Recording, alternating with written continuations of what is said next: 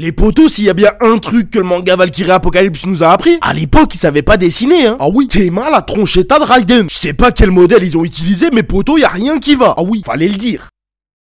Les potos, comment ça va? Aujourd'hui, on va parler de Valkyrie Apocalypse. Déjà, parce que j'ai envie, hein. Et puis aussi parce que j'ai 2-3 choses à dire. Bon, j'imagine que certains d'entre vous sont un petit peu énervés du fait qu'ils aient adapté seulement 2 combats dans cette nouvelle saison. Et franchement, moi, c'est pas particulièrement ça qui me dérange. Mais on y reviendra un peu plus tard. De toute façon, si j'ai bien compris, là, c'est que la partie 1 qui est sortie. Donc si tout va bien, on devrait avoir la partie 2 dans les prochains mois. Bon, maintenant, on connaît le distributeur, hein. Et on sait que les books, ils ont une petite tendance à pas trop respecter nos mangas. Je parle assez souvent sur la chaîne du Kengan Ashura. Bon, on y va.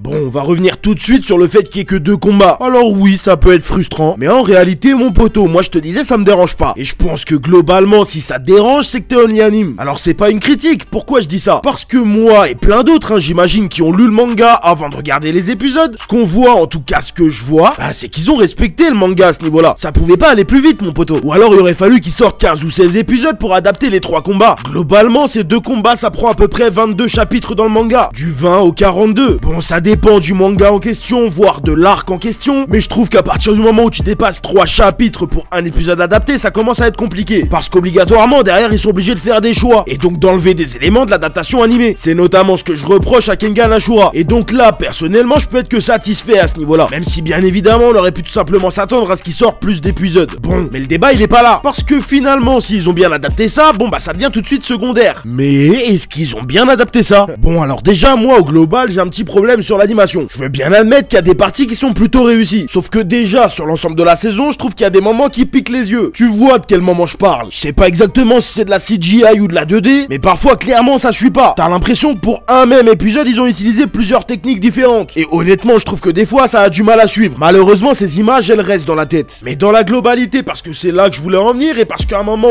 oui, faut dire les termes, le combat de Jack l'Éventreur et Héraclès, en termes d'animation, il est raté. Je suis désolé, tu peux pas me dire que c'est beau. Après bon, si vraiment tu trouves ça beau, on peut en discuter. Mais obligé, tu trouves aussi que des pieds c'est sublime et qu'un hamster c'est mignon. Après moi, je suis pas là pour te juger, hein. Alors oui, les seiyuu ils font le taf. Oui, les OST et les thèmes d'une manière générale sont plutôt pas mal. Mais l'animation de ce combat-là, il pique les yeux, au sens propre du terme. Notamment parce que c'est beaucoup trop sombre. Objectivement, ils ont absolument pas sublimé l'œuvre par l'animation. Les jeux de lumière, notamment parce qu'ils passent par la perception de l'œil de Jack, ou alors les techniques liées aux travaux d'Héraclès, sont globalement jolies à voir. Mais je suis désolé, elles sont pas plus jolies à voir que dans le manga. Typiquement pour moi, l'exemple le plus flagrant, c'est tout simplement l'œil de Jack. Réellement, ils auraient pas pu faire mieux. Pour moi, c'est justement un point qu'ils auraient pu nettement améliorer dans l'animé par rapport au manga. Et ils sont passés à côté. C'est quoi cet œil rouge éclaté? En plus, je sais d'où ils tiennent ça. Je sais que c'est plus ou moins la couleur officielle, vu que c'est la couleur qu'on voit sur la couverture du tome 5 et notamment la couverture du tome 6. Mais pour le coup, et pour moi, ils auraient pu se donner un peu plus de peine à ce niveau-là. Pour ce qui est du combat Tamimon Raiden contre Shiva, là,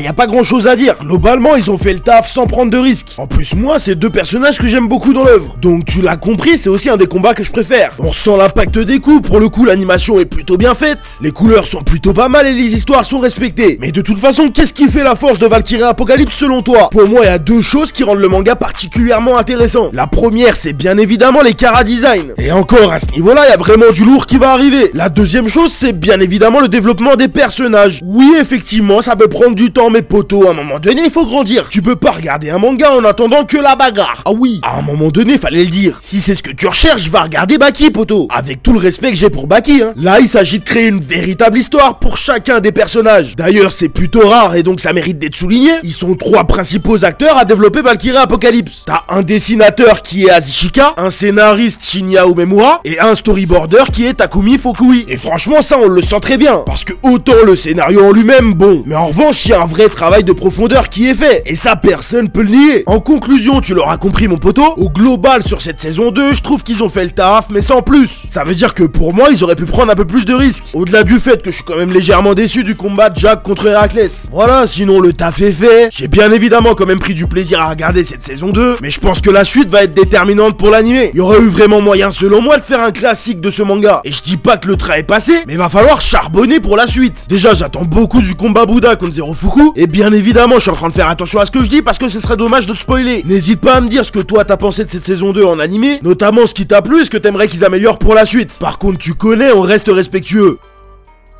Eh mon poteau, abonne-toi, parce que là on arrive à la fin de cette vidéo. Tu peux me suivre aussi sur mes réseaux, tu connais les bails. Si t'es en quête de plus de contenu Valkyrie Apocalypse, je te conseille d'aller faire un tour sur la chaîne de Belleus. Honnêtement, j'aime beaucoup ce qu'il fait notamment un travail de profondeur sur les personnages. Il fait des liens entre le mythe et le manga, il parle aussi des références à d'autres mangas dans Valkyrie Apocalypse, et il est intéressant à écouter, ce qui rend bien évidemment le tout plus attractif. En attendant, cette vidéo arrive à son terme, j'espère qu'elle t'a plu et je te remercie de l'avoir regardé. C'était le pilier du renard, à la prochaine. ここで大正こそこそ噂話。宇髄さんの家は一夫多妻制で、15になったら3人の妻を。俺も忍びになろっかな。なら今日から忍びの修行だな。いやー